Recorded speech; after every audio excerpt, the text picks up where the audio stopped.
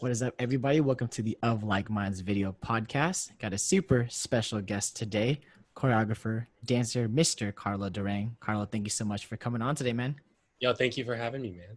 I know we've been talking about this for a while, so yeah, man. Excited to get it going. Well, Carlo, just kind of starting off and just kind of taking us through your journey. If you can just tell us a little bit about what it was like growing up, where you grew up, and also just something that we have in common, just being an only child and what that dynamic was like.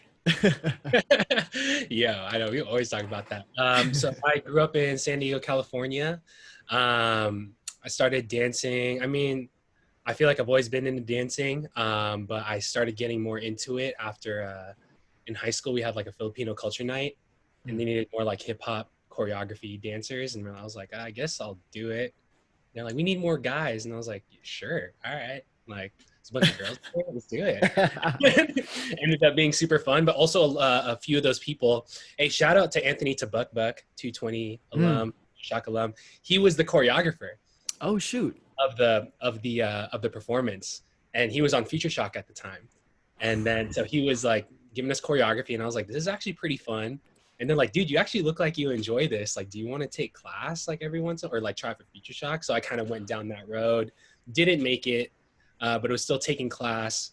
And then eventually graduated high school, started going to Studio 429, and then rest was just like, all right, I'm like sucked into this culture and sucked into this like, or this bubble of choreography and whatnot. And then it just expanded into, what it is today, and just trying to like just dance in general, you know what I'm saying? But I think also being an only child kind of attributed to that journey as well, because it was like, I didn't like growing up. I always like, obviously like everybody else, we cling on to like our best friends, and like that's where we all the time. And I feel like, in high school, like my best friends, like back in the day, we'd like gallivanting and just like doing like crazy stuff, you know what I'm saying? Like Yeah. we go to the movies and we act a fool, or like um getting in, like being introduced to certain things and like getting into certain stuff at that age. I think I was like 16, 17. But then I think when I started dancing, it was kind of like a, not healthier, but it was kind of like, okay, cool. Like here's like an extracurricular that I can really, really get into. And my best friend, Brian Carranza, me and him, like we were both driving from Mira Mesa over to Encinitas to Studio 49 all the time. So I think like being able to find like a brother in him also kind of helped me like, yo, this is where I want to be, just because like that kind of brotherhood, or even just like that family aspect of like having like siblings, like I was finding that in through dance. So I feel like yeah, man, that kind of just strengthened my love for like this whole thing that we have. Yeah. And I think I've always wanted to be like a bigger brother or a big brother to somebody. And I feel like, I'm sure you hella resonate with this too, but like dance is kind of our way to kind of be that figure for people, and kind of fuel that passion that we have to like want to be that type of role model figure to people.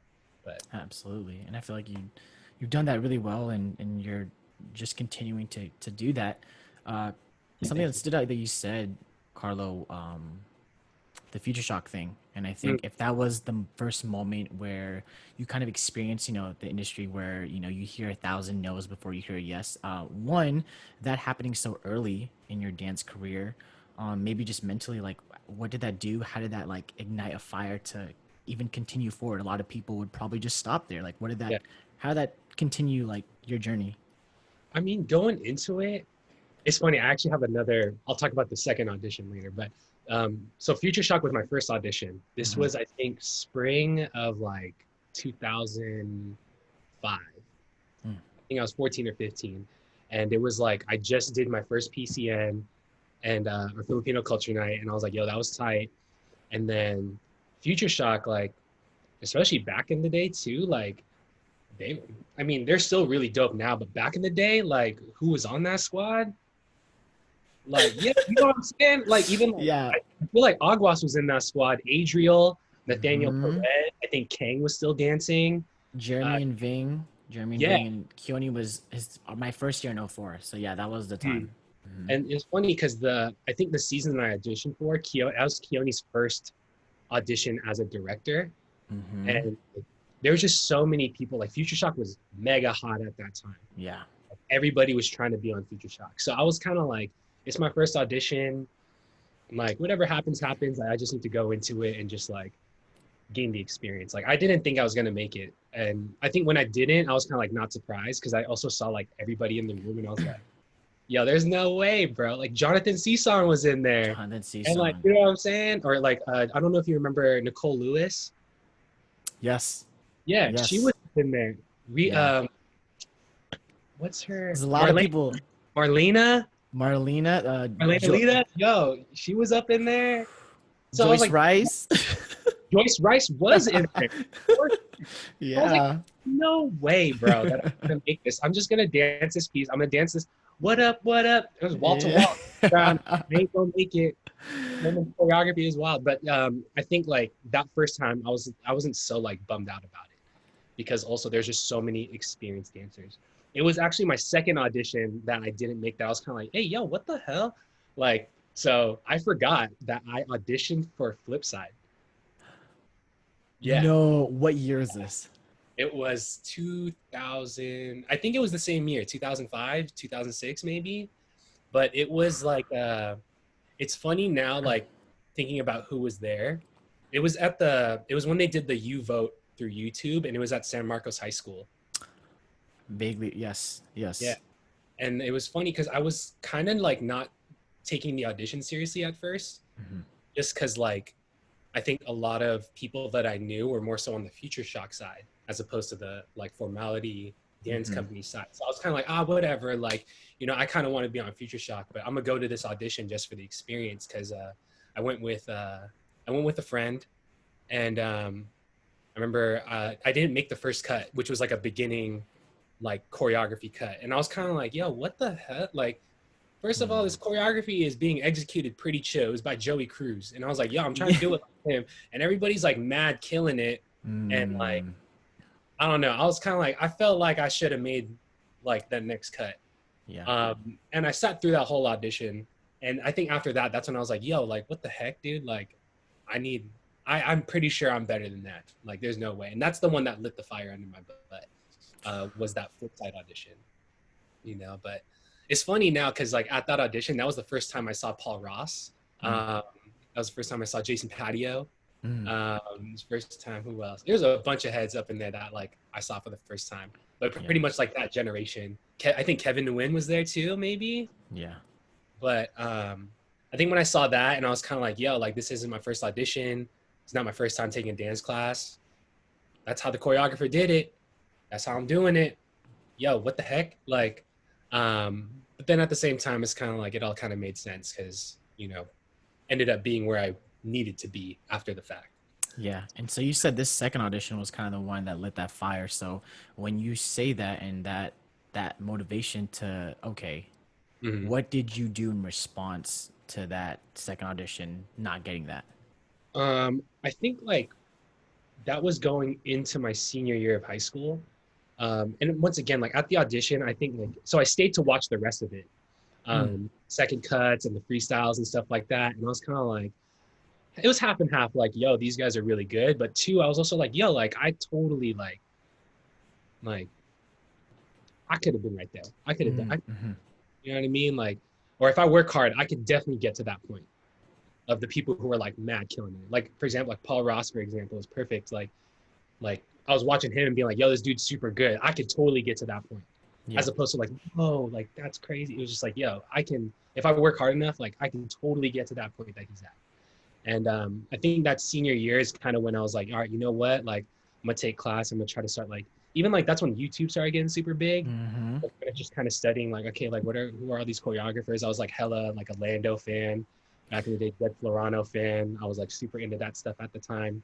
And just kind of like not just like, oh, dance is fun, but also kind of like, yo, like if I want to like be good at this, like I gotta find my style, or I gotta like learn more choreography, or just be confident in like when I tackle these like challenges through dance and whatnot. And definitely that senior year was when like I was like, all right, like I definitely want to like be in this kind of realm of like dancing and performing. Mm, I wasn't really taking class just yet because I think I just got knee surgery, I Okay. think. Uh, Playing sports, or just. I was playing ice hockey. Hmm. I was playing hockey like almost all my life, tore my ACL, meniscus. I Yeah. waited like a whole year, and then I finally got surgery, which I think was my senior year. And then like during the recovery process, it was like, fuck, I can't really dance. But once I healed, it was like, all right, we're gonna like do choreography. I'm gonna choreograph. I think I was like trying to choreograph for like when we would do AB Samahan Hmm. performances. We didn't even make it, first of all. And I was kind of like, we didn't even make the talent show, which is kind of, I was pretty sad about that. Yeah. But it was also like, I think I remember choreographing my first piece, and I was still kind of like, oh man, like everybody else is so good. Like I'm not even gonna be in my own piece. Mm. Like, like I don't know. It was just like this weird journey of like, oh, I want to do this, but then it's like, oh, I don't know, I haven't been doing this for that long. But it wasn't until after high school when it was like, I'm gonna go to a studio, take class, and actually like kind of, I guess, build my way up and all that stuff. Were there But specific classes that you were kind of going to? Were you kind of open? Were you just taking choreography? Like, what was that regimen like for you in building um, that? I think when I started going to 429, it was mostly just taking class. I would take Emmett's class a lot. Mm. I took his beginning class a good amount. I started taking his advanced class, and that's where like it's funny. We mentioned Joyce Rice earlier. Joyce, Jasmine, Bora, Mm-hmm. whoever else was in Emmett's class, and I was like, dude, why is everybody like all the hitters are up in this class? So I think also being in class consistently, Yeah. not just learning from him. He was an amazing teacher, but also like kind of being in the same environment as like all these amazing dancers was like, damn, I gotta like step my game up. So I was taking his, also like I think Darren and Dom's class. They used Mm. to have a class together, but I would take that as well. And then eventually finding my way after I started, I got on Breakthrough because I Mm-hmm. started taking class in the summer after high school, and then Breakthrough auditions, got on that team. Then it was like, all right, you get 8 free classes a month. Easy. So take Ving's class every Mm-hmm. week, take Emmett's class every week, and then it was kind of like, and then eventually every once in a while take Keone's when he was Mm-hmm. out, when he was in town because he was always Mm-hmm. out traveling. Yeah. And then from there, all my training was pretty much that. But I also like b-boyed a little bit in high school, so I kind of had a Mm. little bit of like that top rock training up in there, and I would like revisit that every once in a while. But once it was choreography, it was pretty much that, and then being introduced to like house or Mm. popping or locking or whatever, and then getting really into that kind of stuff, and then doing those things on the side.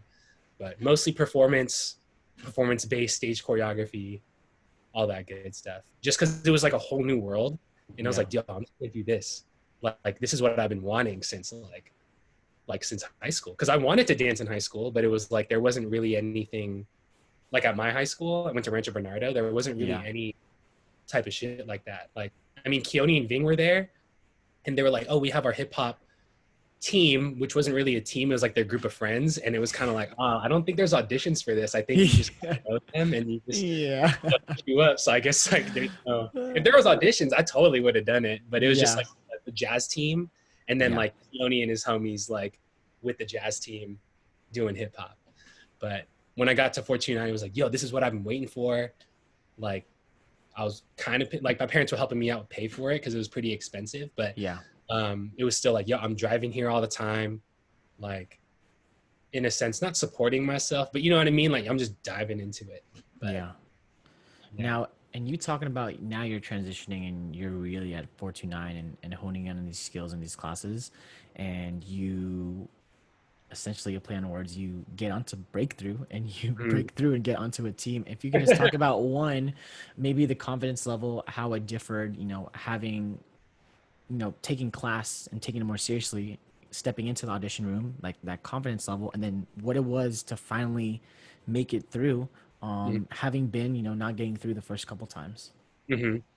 Um, Man, I think definitely taking Emmett's class. I mean, because he taught the audition. I think also developing like I found my confidence when I would take his class because like I think just being able to pick up the vocab a lot faster, Mm. and even like at the end, like getting to groups and just like learning how to like because his class was like 40, 50 people every week.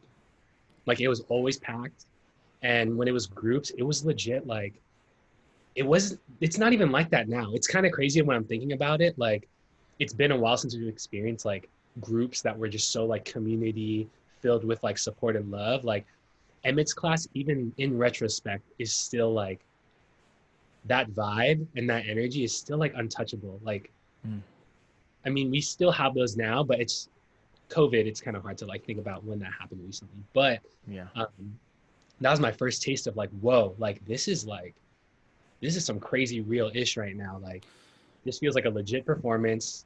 Feels like there's hella people here watching you, and you just gotta like show out. And you just see like, Emmett will always pull up like the Future Shot cats, then they'll kill Yeah. it. You're just watching them. You're just like, dude, these people are so good. Like, these people have been dancing all their lives. Like, what do I need to do to like get to that point? But I think I always like just enjoyed like dancing and performing, Hmm. because I know like, I mean, I would be nervous when it came to groups, but like I would be excited because you're just like, yo, this is a dope song, this is a dope piece of choreography. You just it's easy to get lost in it and not think about those things Yeah. because like you're just so into the performance.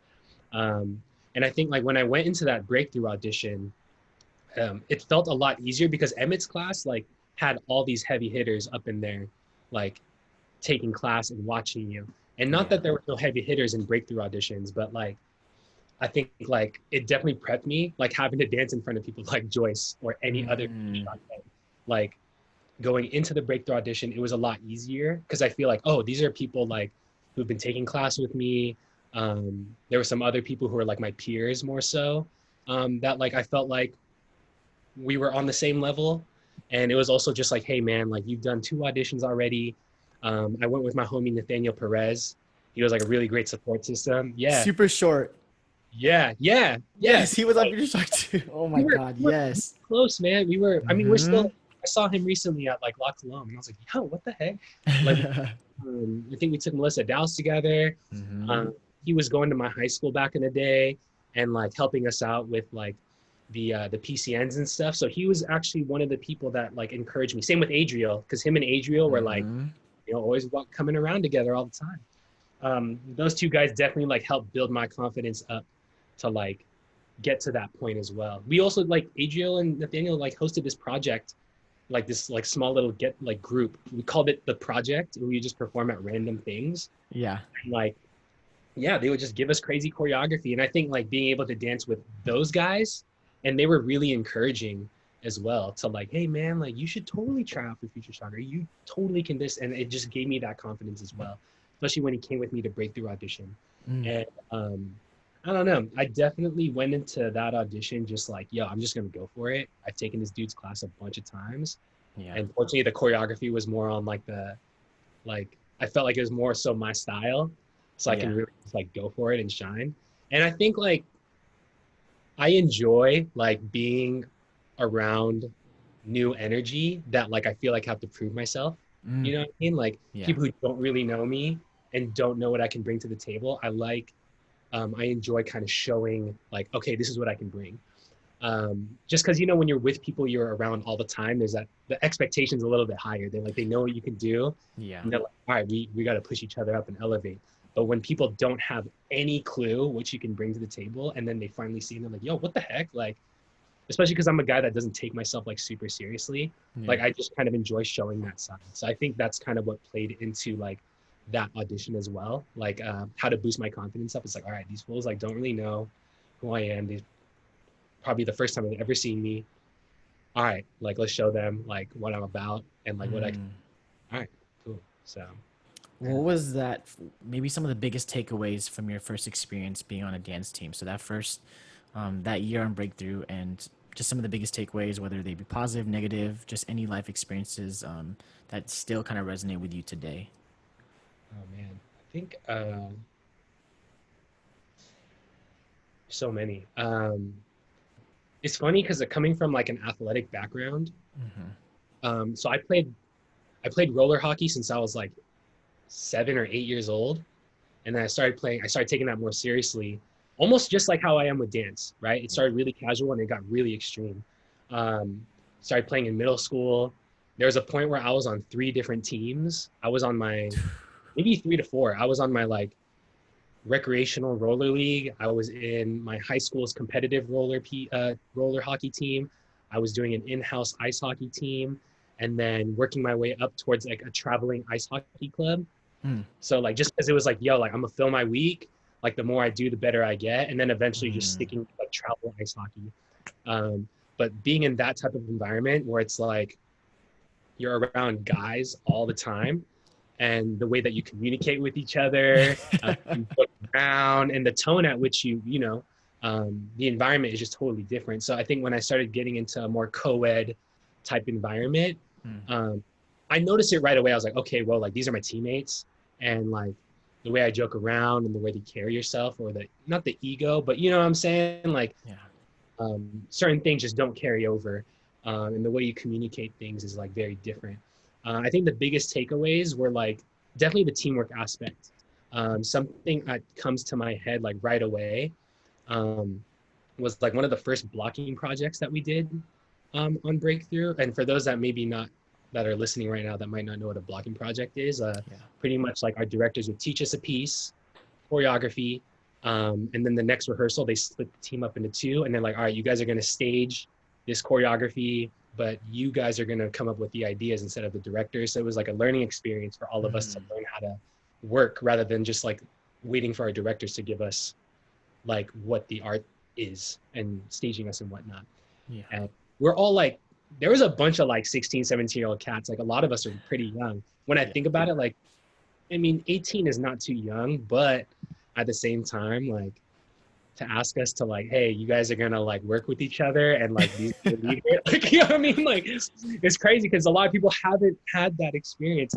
And I remember for me, anytime I step into a new space, I'm very like reserved because I'm like, oh, I'm here to like learn, Yeah. like, and I knew a bunch of these people have been like on these teams for like years.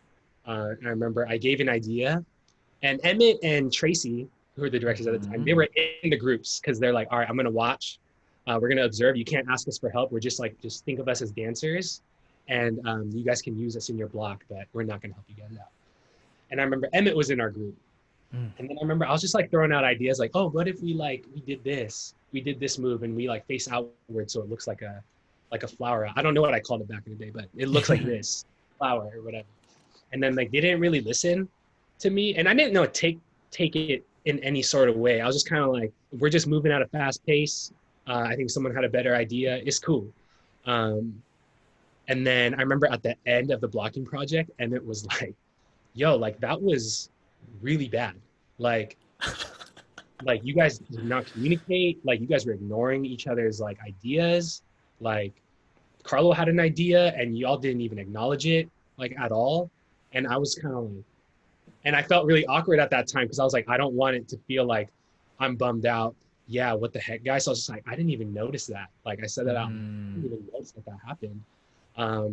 But I think like realizing like, yo, like the teamwork and how to like actually get the best out of each other, and that like it's not just the leader that's supposed to do things, but like, yo, like everybody has a when everybody has a say, not like super democratic in the sense of like where the direction is controlled by everybody, but like if everybody contributes a little, but we still have a strong sense of direction from one person, like we can get a lot of stuff done and we can get a lot of cool things in this project. Mm. And I think that was definitely a wake up call of like, oh shoot, like I thought we did all right, but I guess not.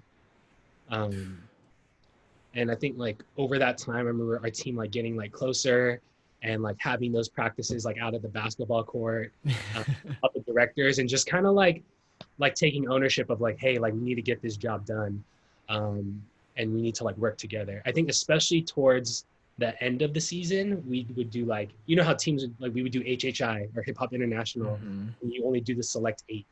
Yeah. But we were kind of doing that at the same, I believe maybe at the same time as the other like big team stuff.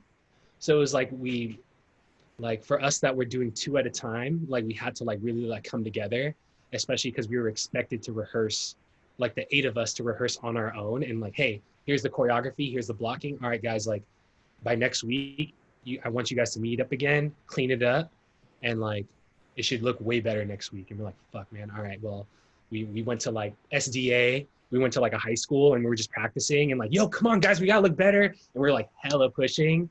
And Yeah. it was just like, you're 18 years old and you're just like working towards those things and like Mm. really like, you know, trying to take ownership of the product. And also like when somebody tells you like, hey, like this is what I expect from you, and just kind of like, all right, word, like let's do it. Like it's kind of amazing when I like think about that in retrospect, because obviously adults can like do that, like they can Yeah. like handle themselves. Okay, this is what's expected of me. But you know, I think as an 18-year-old, it's very easy to like, you know, be a little bit more renegade, but or renegade, or be a Stupid. little, or you know what I mean though, like, but like have a little bit more of an attitude and like kind of be like, yo, like I'm my own person, whatever. But you know, when somebody really believes in you and like pushes for you, whether they're nice about it or not, like, you know, we want to get that stuff done, and we want to like, you know, take pride in our work. And it's funny because like at HHI that season, we did really well. And I remember just being like so proud of like everybody involved, because we just like everybody put in that work rather than just Mm. like, all right, tell me what to do. And then like, I'll just do it. But yeah, I don't know. It's a crazy experience to just like kind of take one for the team and just Mhm. like, this is not about me looking good. Like if one person looks whack, like then I look whack. Yeah. You know what I mean? It doesn't matter if I'm dope. Like the whole team's got to be dope, or Mm. else it doesn't mean anything. You know? Um, yeah, I feel like those Absolutely. are like the most valuable lessons I learned like that first year, and I think also just understanding like Emmett was a very like big brother figure as well. Mm. Kind of like I think a lot of the things that he represented and did like still hella resonate with me today, in terms of like that type of mentorship, whether it be like super duper involved or just like, you know what I mean? Like kind of just overseeing and just feeling like, all right, like he's allowing me to do my own thing at the same time, yet is still like helping me out, but giving me that space still. Um, yeah, I don't know, man. It's just one of those like, all right, I've been playing sports for a long time. I learned all this stuff. All right, now I'm in this new realm, and there's Yeah. a whole other like set of rules. And it was just like, there's so much crap that like came with it. Not bad crap, but good crap. Or just like it's hard to think about everything. No, But I would say like absolutely. the teamwork aspect, taking ownership and pride in like your work, and like those were like the biggest, heaviest takeaways for sure.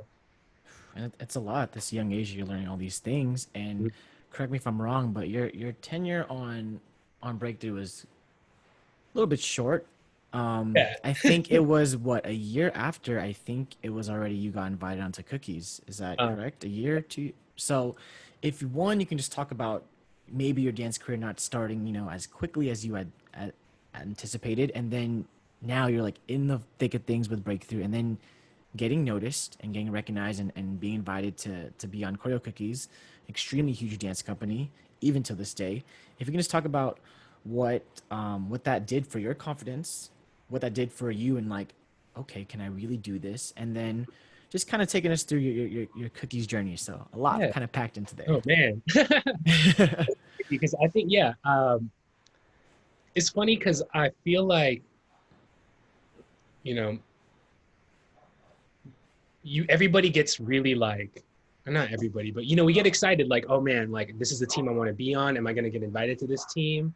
Or I don't know. It's kind of like everybody has their dream team that they want to be on.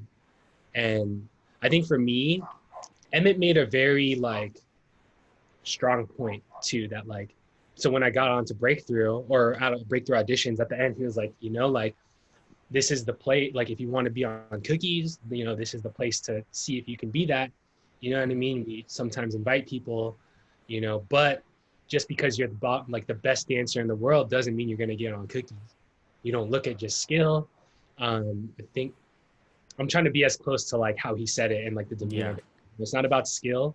There's sometimes these intangibles that, you know, that we look into, and you might be the best dancer, but like we also look into like how you fit with the team. And you know, if you don't fit, it doesn't mean you're not dope. It's just, you know, maybe a different place is the right place for you. You know what I mean?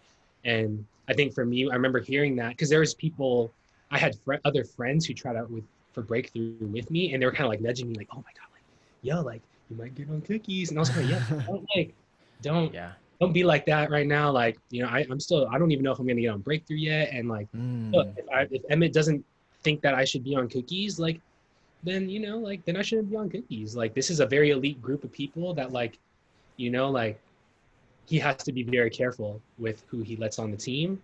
And like it was very known that he's like I think his leadership and his tenure was also like very well known. Mm-hmm. And he just made it very clear that like it doesn't matter how good you are.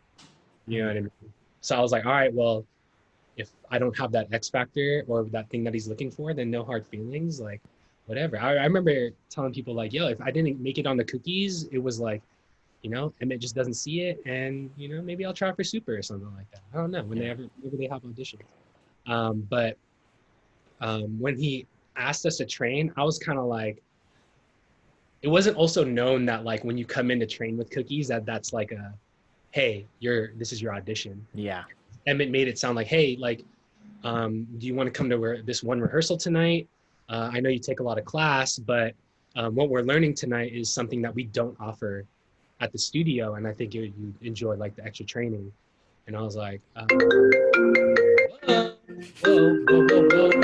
Marilyn, no.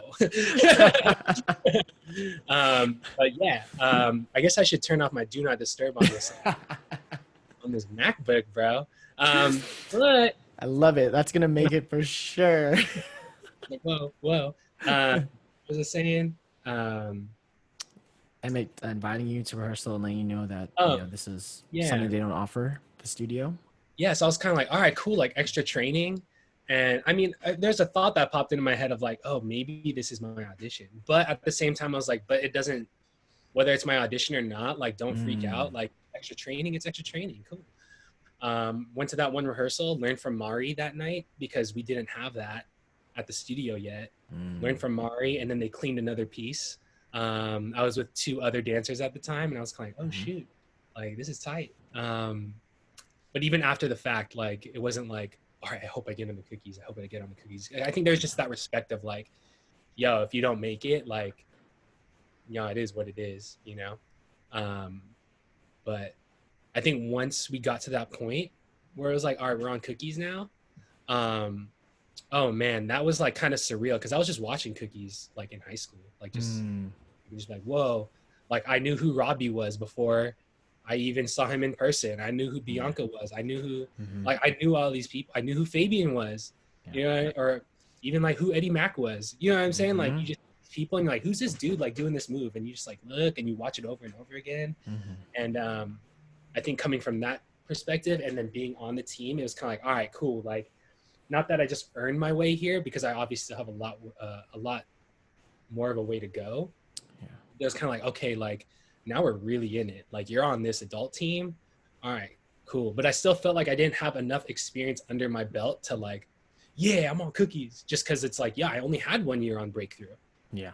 You know what I mean? So obviously, like, it's easy to be like, yo, like that hella boosted me up. But it was also like, not imposter syndrome, but like, yo, like there's other cats who have been here for years that are, probably have more technical skill than you. So you gotta pull up even harder now that you're on this team.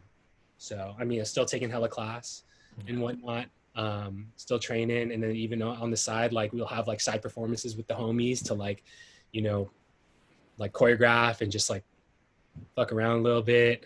But I think it was when I got asked to direct junior team. That's when it was kind of like shit started changing a lot more in a good way. Yeah. Because we were just choreographing, like I was just choreographing with Brian Carranza or Kevin Benares, like just like, just for fun. Like, hey, let's make a piece. Let's put it on the homies. We're doing a side project, whatever. And I think when they asked me to direct, I was supposed to direct the youngest team. It was like an 8 to 12-year-old team. And like I was shadowing like that team, like working with like kind of getting to know the dancers, which is funny because it was when I was shadowing, Jairus was on that team. Little Shout out to Jairus. And then 8-year-old Savannah. Oh my gosh. On that team. So I think like trying to get to know them because I was like, yo, these might be the kids that I'm directing next season. Didn't work out because kids is obviously really hard to like it's hard to pull a lot of kids into like that style of dance, I guess. But then that opened up an opportunity for me to direct Breakthrough, my alma mater, you know what I mean, with Tracy. And then from there, that's when I was like, all right, I'm creating, I'm getting paid to do this. I'm somewhat making like an okay, you know, I'm still living at home. So it was like, all right, cool. Like I can actually save money, paid out my credit card debt, took a while, but like, Yeah. that's when I was like, yo, I enjoy this, being a mentor, creating. This was when Nick, Anthony, Darian, Mm. Tess, Vivian, Dustin, all of those fools were Yeah. on Amor, all of those fools. So it's also like these are people that I've seen grow up. So it's just I don't know. It kind of just like made sense. But from there, that's when they asked me to direct Cookies because it was like, all right, you Yeah. direct, and you're of this generation. Mm. Um, so like thinking about longevity, um, and that's when I started directing with Keone. And then just like I feel like just things started kind of like falling into place of like it's getting more serious, you know, Yeah. directing with Keone, and then he has Building Block with Mm-hmm. Mari, and then like hey, let's like do you want to be an instructor on Building Block, or hey like we can't do this traveling gig, do you want it, we recommended you, do you want to do it, and like Yeah. all these jobs started kind of like falling into my lap, and then it was like yo like I'm doing this thing that the people I looked up to are doing. And it still trips me out, like even like now, Yeah. honestly, like Yeah. to be working alongside people, just because I'm always gonna have that mentality of like being a student and just like there's always more to learn. Like I know you resonate with that exact sentiment as well. Yeah. And like to be working with people that like you looked up to, it's like um it's I have to try to force myself to be like, hey, like you've been working with these people for a long ass time. You need to stop tripping Mm. out. Or like, hey, like you've been doing this for like 10 plus years. Like you need to stop tripping Mm. out. Like it's funny how earlier we were talking about how like, Michelle was like, yo, you've been in LA a lot. And I was like, yeah, like yeah, I've been doing like a lot of K-pop with like some of the Yeah. kid guys. And you know, when I think about it too, a lot of those Kinjaz guys were people I look up to or I looked up to and still look up to Yeah. the you know what I mean? We were watching these guys and just be like, what are they doing? They were the trailblazers in our community. And it's like, even now, even after working with them for so long, it's still kind of like a surreal experience. Mm. You know what I'm saying? But I think that just comes from the mindset of like, yo, there's always something new to learn. And we really like, not we, but I guess I really just came from a perspective of like somebody who was a fan and who was Yeah. watching and was just like, yo, this is super fun. And now the people you're watching, you're in that bubble now. Yeah. And I forget too sometimes that like how many videos I've been fortunate to be a part of, or how much like how many choreo videos or how many Mm-hmm. performances I've done with Cookies. Like I forget, Yeah. you know what I mean? Just because like you only think about the right now. Like where am I at right now? What have I done recently? Doesn't Yeah. matter what I've done in the past. You know what I mean? I just need to think about what's now and then moving forward. But I do. I think especially now during this like COVID time. I know we're kind of like all over the place right now, but No, it's cool. uh, this COVID time is like it's been a crazy time to like where I've forgotten like my value because it's just like we've just been chilling here. We haven't directed Mm. in X amount of Yeah. time. I haven't been teaching that much. Like what do I bring to the table now that like Yeah. dance is on that standstill, right? Yeah. But fortunately with the K-pops that I've been working on and these other video projects I've been working on, it's kind of been a nice reminder of like, hey, like you've been doing this for a while and like you can like you're still pretty exceptional at this, or hey, like the people that you rock with or the people that you work with, like we all have a very like prideful sense of like this is what we want to achieve and this is what we're trying to work towards and whatnot. So Yeah. I don't know, it's been a nice reminder, especially like these past couple of weeks. Yeah. Overall it's been, when I think about the journey, like the overall journey from like breakthrough Cookies or even to like to now, because Mm-hmm. even now, right, we still got Cookies, Mm-hmm. you know, thank the Lord. Or you know the ability to work with junior teams or Yeah. grown-ups, you Mm-hmm. know, where we can give, instead of like, all right, like you need to be on either Cookies 220 or Super or whatever other pucks. I feel like those are like the three oldest teams in San Diego, and Culture Shock San Diego as well, Mm-hmm. right? Like there's only a few teams that are like, you know, have been in the game for a while and that Yeah. you can get that training and know what it's like to kind of go down that road, even like old school. And I Yeah. feel like GWOWNUPS was that platform to kind of like, hey, we can also offer this to other people as well because there's so many talented dancers in San Diego. Mm. And now that we have like all of this stuff, it's like it's kind of just crazy how like the San Diego community has like grown over time. And now that like I don't know, we just got like a lot of people who are going through that same journey. like if I can get to this point where I'm just like a fan, and then now I'm like, I guess like had the chance to choreograph for like a K-pop artist, or Mm-hmm. like or dance with a Japanese artist, but like I was just somebody watching YouTube, Yeah. which obviously YouTube now is like another monster. But back then, you know what I'm saying? Like, Yeah. I don't know. It's just kind of crazy to think about that. But then I forget, like, oh, damn, I've been doing this for like 12 years. So, like, probably 12, 13 years ish. So I need to, like, I always need to constantly remind myself of, like, hey, the eligibility or the confidence or whatever. You know what I mean? Absolutely. And this time is there's a lot of transitions that you're going through and going from breakthrough, going to cookies, and then even creating grown-ups. I think a big thing is one, you being thrust into a leadership position and Mm-hmm. talking about that compare and contrast of, being a company dancer to being a leader amongst those peers. And that's also something that I had to talk to you about on several occasions about doing the same thing with grown-ups. If you can just talk about what it was like to transition into that, that position of leadership. And then even during the time when there was an era shift in cookies with Keone phasing out and you and Jason kind of taking over, there's so many different spaces that you were becoming a leader in these different spaces. If you could just talk about what that transition was like and how you kind of navigated through those things. Oh man, dude, that transition, I mean, even to this day is still like really tough. Just because I feel like I am a very good um it's funny, somebody asked me recently, like, what do you feel like you're like, how would you describe your role in like different like team situations? And like obviously as a director, that's like de facto, like, oh, I see myself as a leader. It's very easy to say that, but Mm-hmm. I also feel like I make like a good six man. Like Mm-hmm. you can put me in any role. Um, I can adapt. I can, if you need me to be a leader, I can be that. But if you need me to take like a role playing, like more so like type of whatever, um, that type of role, like I can do that as well. I can take the back seat, take the front seat. I can be support. I can be whatever. I can be a dancer. I can be choreographer. I can be staging. I can whatever you need me to do. I can do that.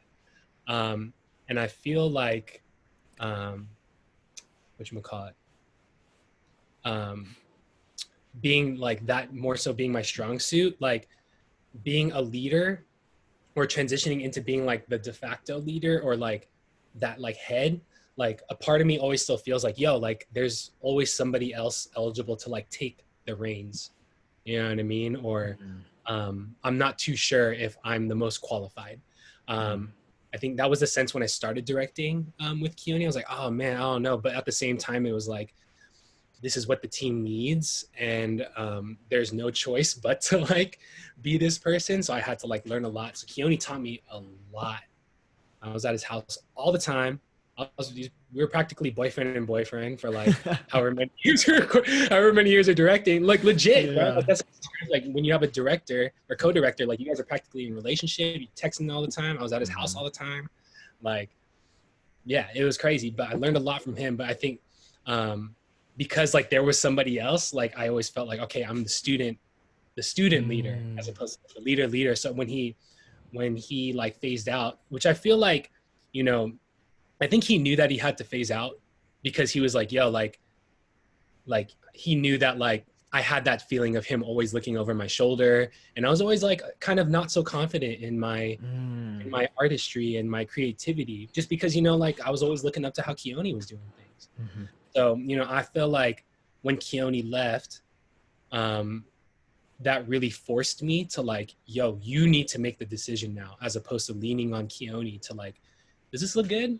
What do you think? Whatever you think, as opposed to like, no, this is what I think, you know? And Jason and I really had to like learn that because we're such good, like, not followers, but you know what I'm saying though? Like, Yeah. we weren't those people that were going to make that last call, but we had to learn that. We were forced to learn that faster when Keone left.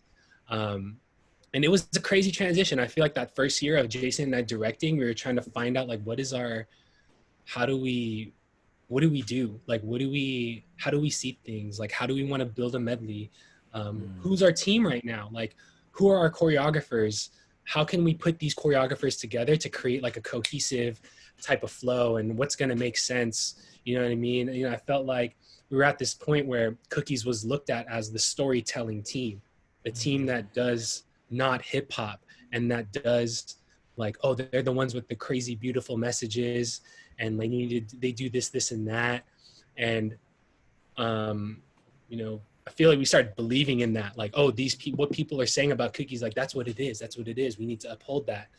And I think when we started letting go of like that's the identity of Cookies, like what other people were perceiving it as, and it was like, yo, we can do whatever we want, like we don't have to be storytellers. Yeah. Like, that's what people like are expecting of us. Like, why are we doing what people are expecting of us? And I think when there's just like one summer, I think we had a body rock that was like really rough for us. The product, obviously, when we watch it now, we're like, this was sick. Why are we tripping? But the process was really difficult because I think there's just like a lot of headbutting and trying to do things like a certain way. And we had like extra late rehearsals and it was hard for us to pull through, but we did. But like during that summer, it was like, all right, we need to really like think about who do we want to bring onto this team? What's the future of this team? Who are our dancers? Like, what's the aesthetic and what are people doing now? What are people not doing? And then just like, what do we enjoy? Like, you know what I mean? Like, do we enjoy that storytelling? No, not that much. We're not at this phase of life right now. You know what I mean? Or how we tell that story. And that was the season we brought on like Austin, Noel, what was Gabe, Joe, Sharina, Charles. I'm sorry if I'm forgetting anybody. It's just, there's so many classes now, but that's when we brought them on. And that's when we did Yams. And I feel like, you know, to some people that just might be like, oh, that was a cool one songer, vibey, dancey, more like hip hop-esque, you know, medley. But I think to us and the people that were in it, like, it was kind of like when things like clicked for our team, whether that be the artistry or just like our cohesiveness as a group. Because I think that was that time it was like, all right, we're gonna do things our way. I heard this song, I was like, Jason, I think this song is perfect, has a lot of different like feelings to it. It feels like a one songer, but it doesn't feel like a one songer. We got like we got a slow section. It would be sick if we did that. Like literally like what the medley is when you watch Yams Vibe 2016, like that is exactly how we visioned the medley. Yeah. Like to the T. Like this person's gonna open, and then you know Chris doing floor like that butt hop or whatever, like all that stuff. Like we had the choreographers come in, show it to each other, make the video. Okay, like can we make these adjustments? Like we really like went to the T of how we wanted that build, and I think that's why like that's my favorite medley, was because like things just clicked. We don't have to be storytellers. It worked. We don't have to do that. And what people expected of us, like we didn't have to do any of that. We did a 3.5, like less than 4 minutes of dancing. If you like watch that, and it was like, yo, it made sense.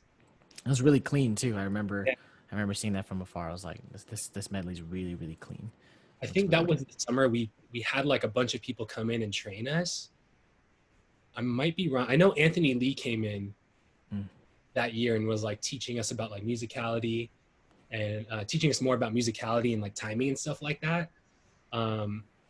But yeah, I think that was just the summer we were like, yo, we're gonna do things like on our terms and our way rather than like what people expected of us. And from there on, like after that, it was just kind of like, all right, well, we can just do whatever we want. We can dance however we want. Like it's always going to be Cookies, whether like people say talk shit or not, you know what I mean? But that was the point where like, we don't got to listen to that shit, do our thing. Are we having fun? And it was also about like building other leadership, right? So like we had a lot of young talent that like, yo, we need to like, you know, get them that experience. So like even we did motorsport, right? At Vibe 2017, like Austin and Noel choreographed for that. You know what I mean? Or getting Sam up in there to choreograph a little bit. And it was like, yo, we need to get other people. We have a lot of capable people for sure. Yeah. We got Amor, we got Celine, we got Nick, we got Kevin and Dea, we got Chris, we got Jason, we got whoever. But like, what about these other people who are like, we need these people to be those contributors years from now. You know what I'm saying? So I don't know. I think just things started clicking. We had an amazing team and we're just like, we have a lot of great puzzle pieces. And I don't know. I think that's what I realized, is that like, it doesn't need to be the leader doing everything and being the strongest. you know, which I think like Keone made it a very strong point, like, because he was obviously the most talented, the most artistic, the most, he could do everything. And it was like, fuck, as a leader, like, I don't know if I can be that. But then it was like, at the end of the day, it was like, I don't have to. I mean, even though I strive to be that and still try to be the best that I can be, there's so much talent like on this squad. We got somebody who's really good at choreography that travels a lot. You got somebody who has choreography that can show like the flow and like the groove more. We got people who are a little bit more staccato and kind of give that, or people who are really good at flow work or whatever. We can give like different feels, you know, or Dustin, you know, who has like a totally different style that's just going to pop out compared to everything else that's surrounded by him, you know? But I think to like highlight other people's strengths on the team, I think became more of our priority.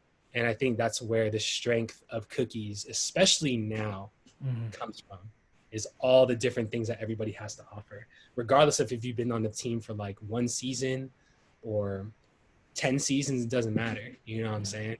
But yeah, I think that like learning that through my leadership and learning like, hey, my confidence also comes from like the ability of everybody else on this squad as opposed to my own.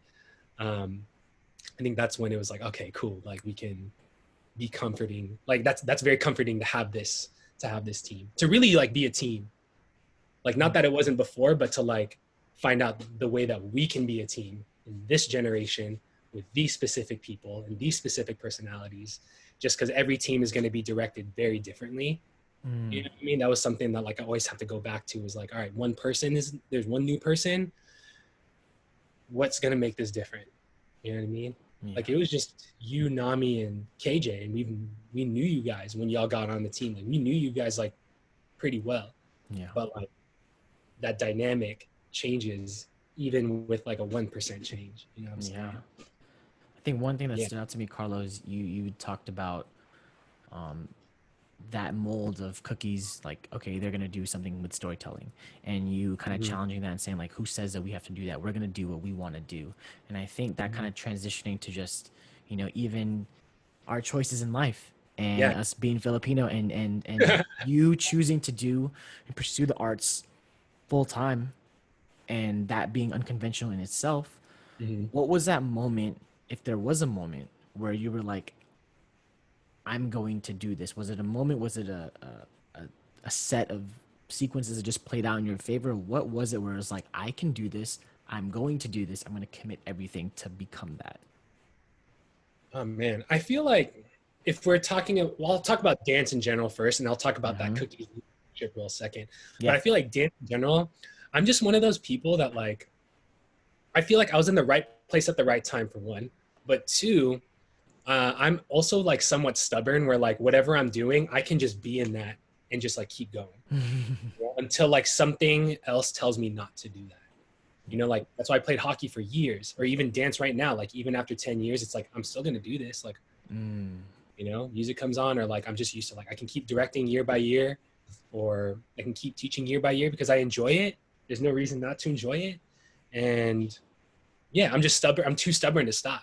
Like I've had homies who are like, you know, Brian, perfect example. Like he's like, me and him are like twins, but he's like more practical than I am and not as stubborn. Like he started studying nursing or got into respiratory therapy. It was like, yeah, like that's a lot more practical, and that's a lot more like like I don't know. It kind of just, I saw him do that and I was like, I'm still too stubborn. Like I'm gonna keep dancing, you know what I mean? Even though like a lot of people around me are like kind of evolving into new stages of their lives. But a part of me is just like, yeah, I just still enjoy this and I can still keep doing this or whatever. So I don't know. I feel like I've always just had that, like, we're going to keep going. But at the same time as when I started getting paid more and I was like, oh, cool. Like I can actually make money off of this. Or I think it was building block, when I was like, all right, I need to decide, like, if I do building block, if I teach at building block and travel all this stuff, and if I'm going to drop out of school to do this, I'm going to do this. Like, this has to be the career choice then.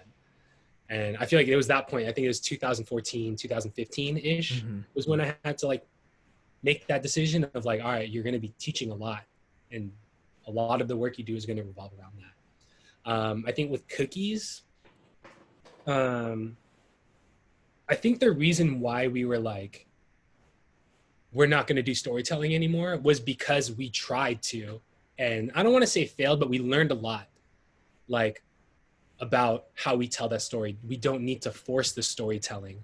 Like we put like a spoken word in there to kind of like hold the hand of the audience to like kind of understand what we were trying to say. And it was kind of like, we didn't have to do that. That was a mistake. We could have just done the choreography and the dancing and the interpretation and just leave it up to the audience. If they get it, they get it. If they don't, they don't. But we felt like I felt like, I'm not going to put it on my team because it was my decision to like do the spoken word before, in between and after. Like, I think I learned like, I don't need to, like when the time gets closer, like I always felt like, oh, it's not enough. We need to do more. So like making that mistake was the reason why we're like, all right, we're not going to make that mistake again. You know, because even with the yams, it was like, all right, do we try to tell a somewhat little story in the beginning because our medley's short or maybe it might not be enough. But it was like, we were really close to like adding a little skit in the beginning, but then it was like, wait, hold on. That's what we tried to do with Body Rock last year. Yeah. We don't need to try to make it more than what it is. Yeah. Like we don't need to storytell or like do this extra thing that people expect from Cookies, you know? And I think too, like when I kind of started figuring out like, what do we want to put on stage and what makes sense with this group in particular, that's when I was like, man, like who cares what other people say? Yeah. Like, and also like when I started caring more about like, all I care about is what my team thinks. It doesn't matter what other people think. They're not on the team. They're just watching the video and just like creating a narrative that like, you know, maybe excites them, you know, oh, this team is all about this, this, and that, you know? And it's like, at the end of the day, we're just a group of homies like that, you know, we're trying to learn from each other and we're trying to like, you know, be a team and like create this amazing stuff that can only be done with a group of people, you know? I think when I just think about like that's the root of things, then the storytelling is not the root. The new style or the new, I don't know, crazy visuals or the using video or all this extra stuff that we put in top of our performance, like that's all just like extra stuff. But at the end of the day, the reason why we're here is so that people like you and I can just have a sense of belonging. We can work hard towards something. We can just dance and enjoy ourselves. And like when you think about, I'm sure you've caught people having conversations about like past Cookies memories. How many of those memories are the actual performances and the trophies? Probably like 1%. We don't talk about that stuff. We talk about the rehearsals, the jokes. We talk about the mess ups. We talk about like even times when like people will get angry and we laugh about that now. You know what I mean? Like almost none of those conversations of the things that we're reminiscing about are about placements or like, I mean, if it's show day, it's about what we're doing in the dressing room, like playing like heads up where we like, you know what I mean? Like it's dumb stuff. And I think when I think about like, hey, that's what, like, that's the root of it all. So that's when you can kind of like take away like, okay, the expectations from other people who aren't even on the team or expectations of people who probably don't dance. Like, why do I even listen to this stuff? I should just only be listening to my teammates, you know? It was, I think that's, especially when Keone left, that was something that, you know, Jason and I had to like remember constantly. It was like, it doesn't matter what other people think. Because I think our team was so high profile at that point where it was like easy to like fall into that trap of like looking at comments and being like, oh, like Cookies fell off or they ain't the same, or whatever. And it was like, well, it was obviously really sad at first. Like, what are we going to do? Then over time, it was like, no shit, we're not the same. Like, there's not really many OGs left. You know what I mean? Also, watch the OG videos. Like, storytelling wasn't the root of Cookies. If you're a real fan, then you know that Cookies, I think what gave Cookie was the chemistry. Like, that's the root of Cookies, was the chemistry and how you can see that on stage. It wasn't the storytelling, you know? I don't know. I could talk about that shit forever. But I think also I came from being a Cookies fan also and seeing what Cookies was back in 2007, even 2006, when they were just a garage team and just doing full out. You know? And I always had to remind myself, like, these people who are saying Cookies is a storytelling team, you only know Cookies in that one phase. Yeah. You don't know Cookies and how it's evolved from time to time to time. You know Yeah. what I mean? I think also when I look at that sense of like what Cookies is in the grand scheme of things and where we're at right now, like you can see that it's a different phase right now also. Um, or even before we went into quarantine, obviously, that like what we're creating, who's on the team, who is being more involved. You know what I mean? Like even for you as well, like Yeah. having to choreograph as well. Like we're seeing different sides of Yeah. Cookies that we usually didn't get to see those kinds of things. We didn't get to see all this variety, and I don't know. But at the end of the day, team chemistry is what makes the team, and I feel like it's the product. Obviously, is going to be you know you can judge the product all you want, Yeah. but for us performers, we usually don't end up talking about the product, you know Yeah. what I mean, having so I you don't know, man. I mean, you yeah, talked it's a about that crazy. progression, Carlo. You talked about that progression of how Cookies has evolved and from the Mhm, very beginning to where it is now. mhm, And I think a big thing too is you being a full-time artist, dancer, choreographer, and having to navigate through COVID. Obviously, with what we do, a lot mhm, of it is really dependent on being able to interact and being in big groups of people. And so, if mhm, we can just talk a little bit about what you can disclose to us of just how you've kind of navigated, adjusting to mhm, to to being a working artist during COVID, and I think maybe how that's like kind of affected you emotionally and mentally. I think that's a big thing that kind of gets overlooked at from an artist perspective. People look at our what we do as it's easy. It's just they're just fucking around. And you can yeah, dispel that. Just share with us what you've been up to and how you've navigated through this pandemic. mhm. I think like, oh man, so once I'll just kind of go over the pandemic in general. So Yeah. before pandemic, right, we were going 100 miles per hour. Mm-hmm. Like, I mean, because you were doing Cookies and grown-ups, but like Yeah. Cookies were like almost done with We're almost done. finishing the set.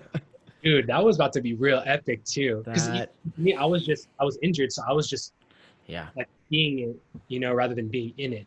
Yeah. Um, but like even with grown-ups, we were doing like we just finished a bunch of videos, Mm-hmm. and then like Side FX, I think we just finished by juniors, and we were about to get into like, hey, we just had mid-season auditions, and we were about to get into like another cycle of Yeah. training, and it was like I was at the studio every day, just choreographing and just going through that process, And then I think once COVID hit, it was like going 100 miles per hour and then just smacking a wall and just being like, okay, like we're back at zero, but Mm. like, oh, what the fuck just happened? Like, we're not doing anything now. Yeah. I think with Cookies and grown-ups, we've had to unfortunately like stop because I think adults just have different lives and there's so much more things to worry about as an adult. But we fortunately were able to like still work with the Side FX kids. We had a few of them still carry on with us, like 10 of them, and we were doing a bunch of online training. You know what I mean? Like Mm-hmm. online, getting their individual videos and then critiquing them. And I think um, it was going great at first, but it was also like, yo, like what else as a dance director?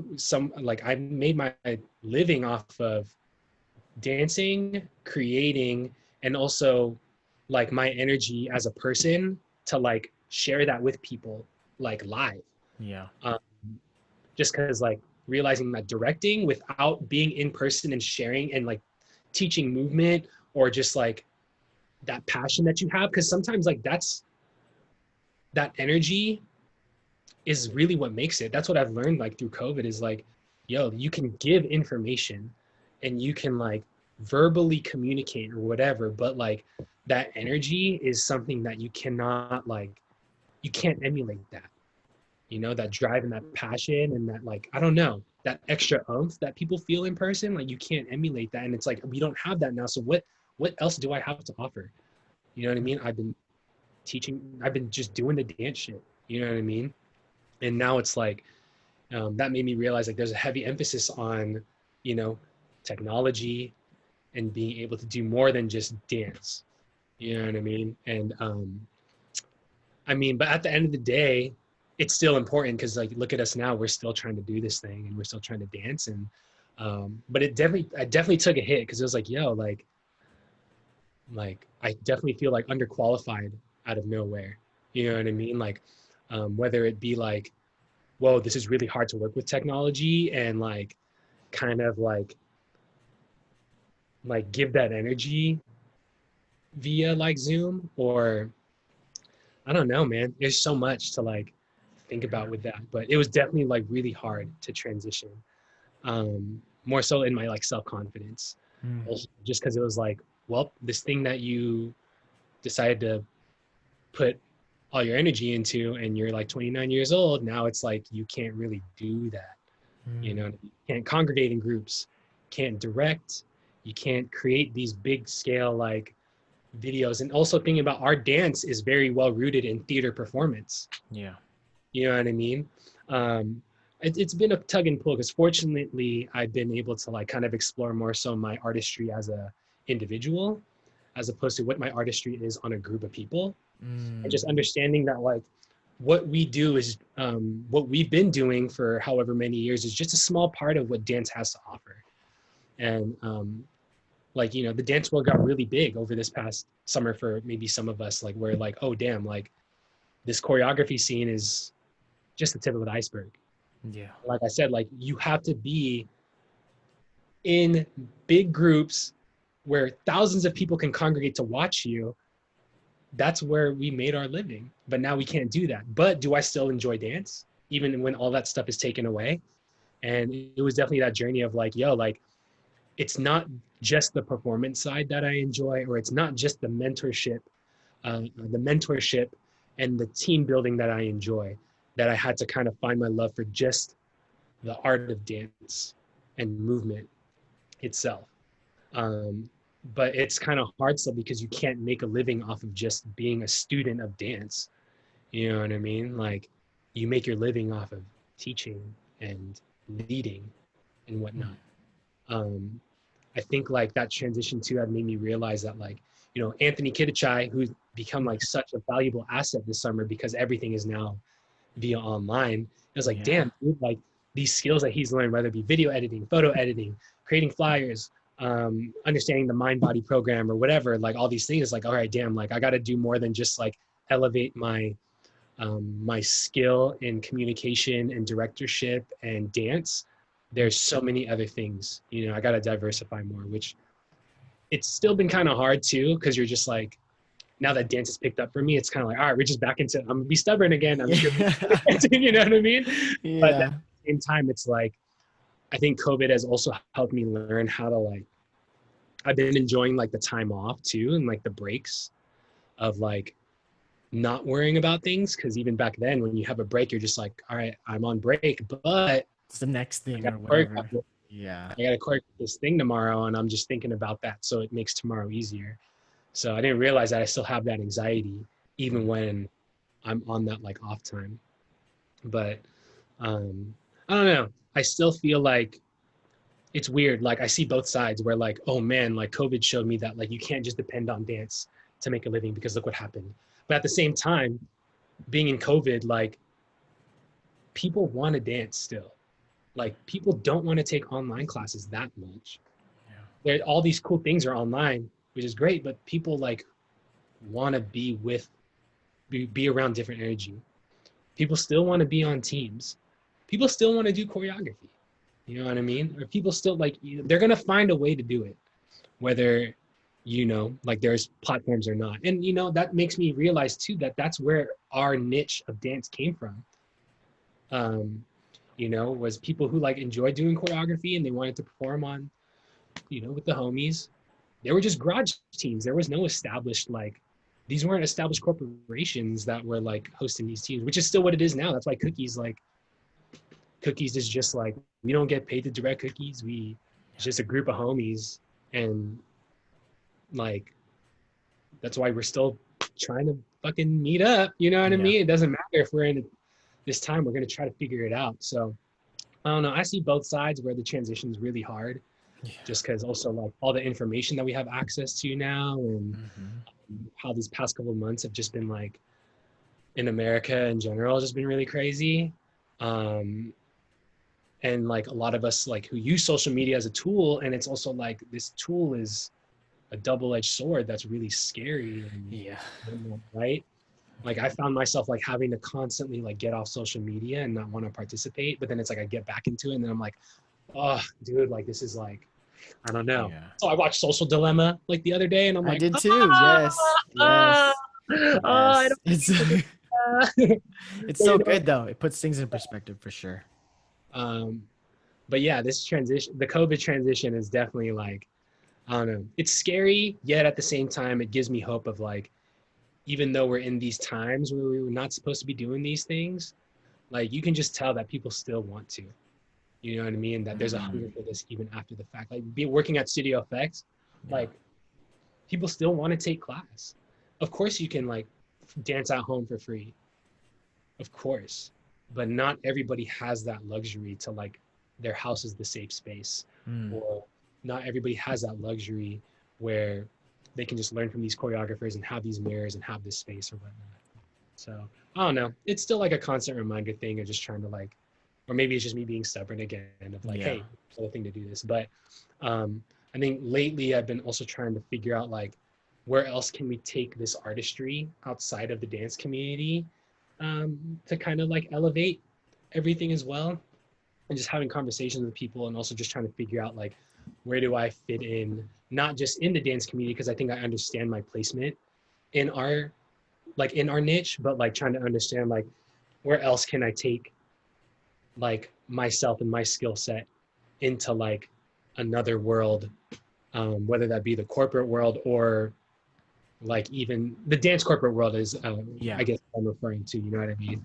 Just because I think now that I'm starting to understand that, like, because I've made the dance community kind of like my whole life, you Yeah. know, it still is, honestly. Like, it's always going to be. It's where I came from. I think it's just a San Diego thing to just be like, take pride in like your hometown and just like, Yeah. you know what I mean? Like, I don't know, like be like against the grain and like be that. I don't know if we're a small town, but I feel like compared to like LA and New York, we're considered more of like a small town Yeah. or a small city, but like take pride in that, you know, and I'm always going to have pride in that. I'm wearing my fucking San Diego hat right now. Yeah. I see Bing all the time too. He feels the same way too. Like Bing's always wearing a San Diego hat. You Yeah. know what I mean? We're prideful in that sense. But Absolutely. um, I think also just trying to figure out like, hey, where can these skills that I developed, where else can this translate to a point where I can support myself, um, but also like kind of bring to light like what we do to people who don't like really fuck with us or really understand like these things that we do, you know, Mm, non-dancers yeah. or whatever. Yeah. And what you kind of talking about, these bigger cities, and you usually have a lot of pride in being in San Diego, and this is where you've learned, everything that in excluding all the traveling opportunities you've had in the past, but just kind of what are you kind of now, you've talked about creating these programs for the junior teams you've directed. We've had Zoom rehearsals for Cookies and GWOWNUPS and all these sorts of things, and you've been doing a lot in terms of what's kind of satisfying and fulfilling that dance craving, and also just the work aspect. We're so used to, you talked about we were going 100 miles an hour. We hit this wall back in March, kind Mhm. of have to refigure things out. What have you been kind of up to in dance? And you were talking about getting stubborn again because dance is starting to pick up for you. If you can kind of share with us what you've been up to dancing wise during COVID, like how does that even happen? Um, I mean, at first, obviously, it was just directing, but then over time, so these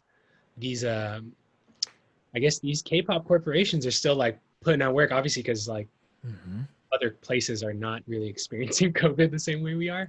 But Yeah, fortunately, like a lot of K-pop work. You know what I mean? Or I've been awesome. able to do a lot of K-pop work, so it's more so me just being a dancer, Mm, which I feel like will always be my greatest strength when it comes to like all the different facets of dance in my life, whether that be mm, as a director, as a mentor, as a choreographer, as a dancer. I will always be dancer first. You know what I mean? Like you give me some moves, I will just try to figure out a way to perform it, figure out a way to like the best freak those moves and just enjoy it and just give it my all. You know what I mean? That's just what I grew up with, and that'll always be like my bread and butter. I feel like, um, and doing K-pop work, obviously it's been a nice way to still kind of financially be stable.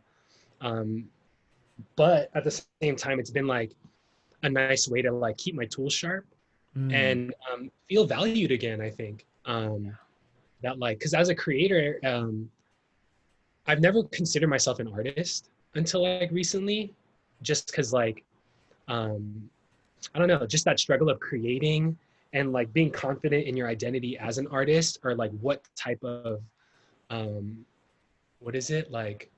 What type of feeling you trying to go for? What are you trying to look like? What is this being and like this whole thing that you're trying to convey yeah. throughout your movement? You know what I mean? And really trying to take that into consideration as opposed to like, here's a dance move, here's a dance move. You know what I mean? It's been a pretty interesting like way to think about that. It's obviously like a lot where you, like for me as an artist, like I conflict with like, what do I want to look like? What's my actual style? Um, what are the things around me? And just being like, oh man, like I don't know what I want to do. But like as a dancer, easier. Um, but I also feel like being able to just be a dancer lately, because I've been doing so much more K-pop, has allowed me to just be a student and just like fill my bucket. Just because I feel like I was always choreographing, and like to the point where I was like, man, am I just doing the same moves? Or like when I block, like, am I just doing the same Mm. blocks like over and over again?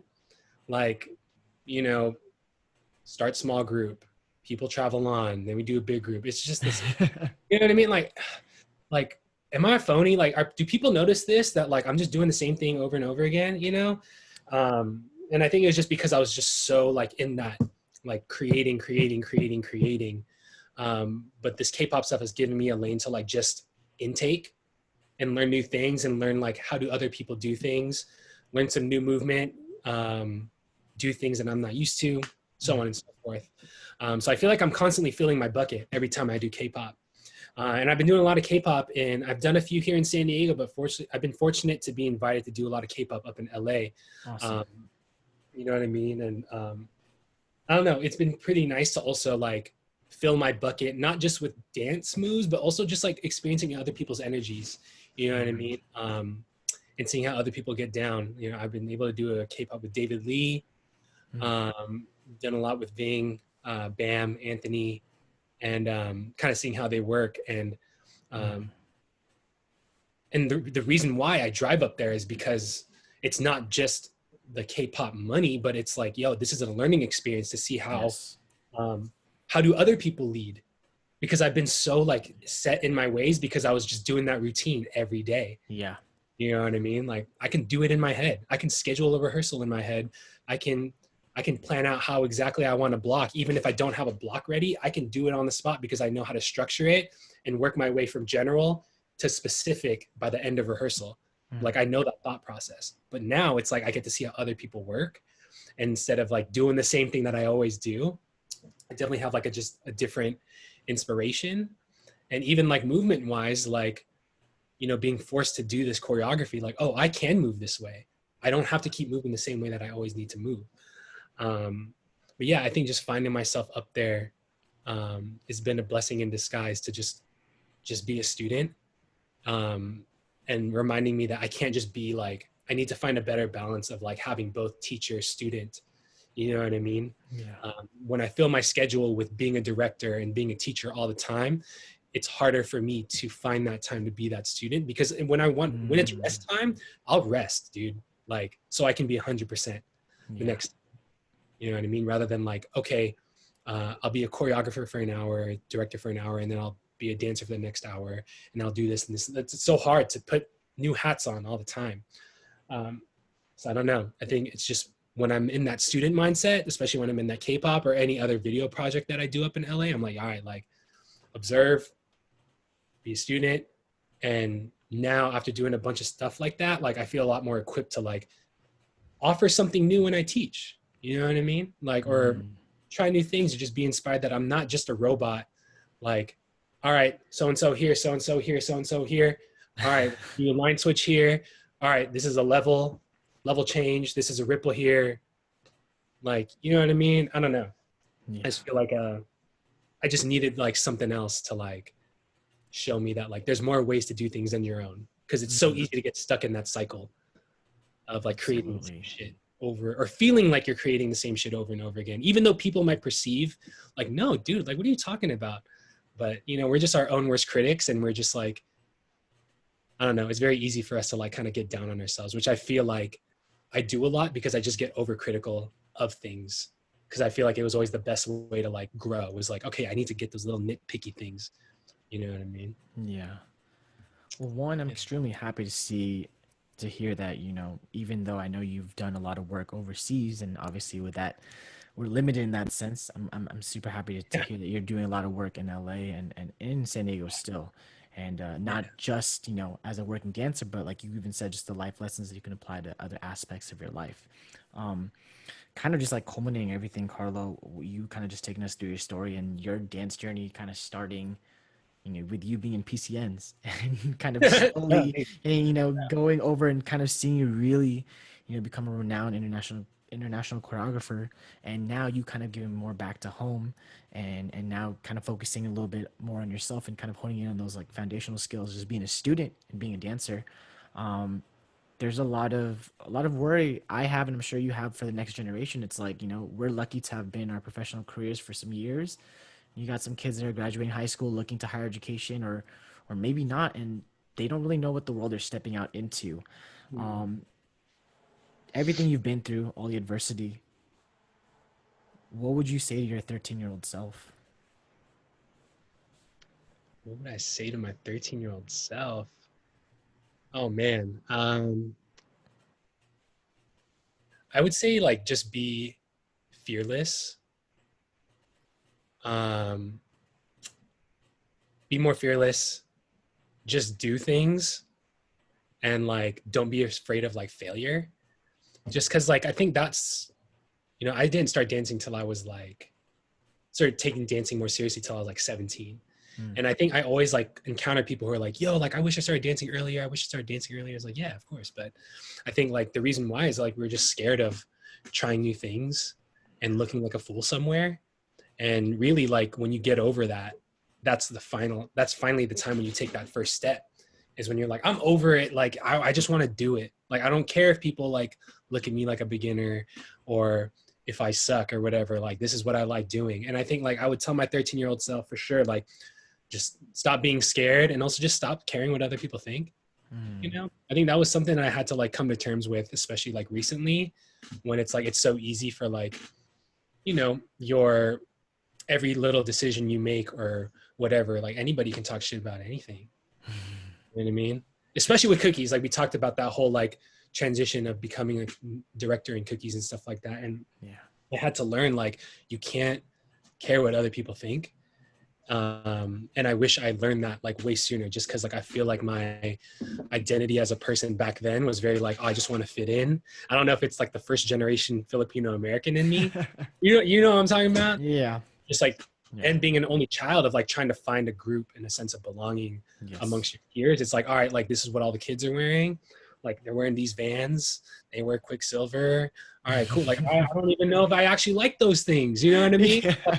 Like this is what they're wearing. I'm trying to fit in, Yeah. and I want everybody to like me and whatever. But Mm. I think like I would just tell 13-year-old me like, yo, it doesn't matter if people like you. If you like dancing, just fucking do it. Like, don't wait, just do it now. And I don't know. I think just be confident in who you are as a person, as opposed to like feeling like this is what a person is supposed to be. You know what I mean? Because I definitely feel like that was my thinking back then, of like, all right, like you look around at everybody else and like, okay, how is everybody operating? All right, cool. That's how you're supposed to operate. Mm. Which I think obviously is still a good thing, to kind of understand like where you're putting yourself in, and that there's like a set structure of like cultural values that you kind of need to abide by based on like the environment around you. But at the same time, like allowing yourself to like be your own person, um, for sure. Just because I feel like it took me like hella time to find that through dance, and to apply that outside of dance as well. Um, yeah, stop being a little scaredy cat. Um, if you want to do it, just do it, and don't be afraid of being a beginner. For sure, for sure. I love that. Well, first of all, Carlo, just thank you for giving us your time today, and just being really transparent with your journey and your narrative. And there's been a lot of adversities that you've navigated, and especially being full-time artist, I think that there's a lot of people that would love to do that. And you talked about just being scared, and hopefully they can take this information you've given and shared and just run with it, and being afraid even during these times. But again, just want to say thank you for sharing with us. And hopefully at some point, when things kind of kick back to the new normal and we kind of get more adjusted to that we can do a follow-up and see how you're doing with whatever you're up to at that point. But I just want to say thank you, man. I really appreciate you coming on. Of course. I actually, one more thing to say, because you kind of touch up on it. I feel like for sure my last things I just want to say to people also is like, Yeah. if I can do this, y'all can do this. I think that's like something I really believe in. And I know like it's hard because timing and time and place and opportunities, like, it's like an endless like things pass by you. You either take it or you don't, and you just got to be in the right place at the right time. But I was somebody who just watched YouTube and like was like, whoa, like that's tight. And I want to learn that. And just to recap my journey, someone who was just a fan. I was watching YouTube, I was watching ABDC, I was watching all that stuff, and then just like went in there and just like learned as much as I could, and fortunately was able to learn from people who are really great as well. But like, I think like if you work hard and you, I think you're true to yourself and you navigate your journey with integrity, as opposed to like, all right, this is the shortcut, or like if I do this and like I treat people like this and be fake about it, or whatever, like you will end up where you are meant to be, whether that's the place you want to be at or a place that you just happen to stumble upon. I think just like, you know, it doesn't matter if you were a fan or if you are not good at all, or if people around you are better than you or getting better than you at a faster rate. Like, be stubborn, keep going. It doesn't matter what other people's journeys are. It doesn't matter where you came from to an extent. You can be whatever you want to be if you just like keep going at it. Yeah. You heard it here first. Living example right here, Mr. Carlo Darang. Yeah, Carlo, just thank you again, man. Appreciate you. So much love for you. And looking forward to catching up next time. For sure, man. We'll Thank you see for ya. having me. Thank you Appreciate so it. much.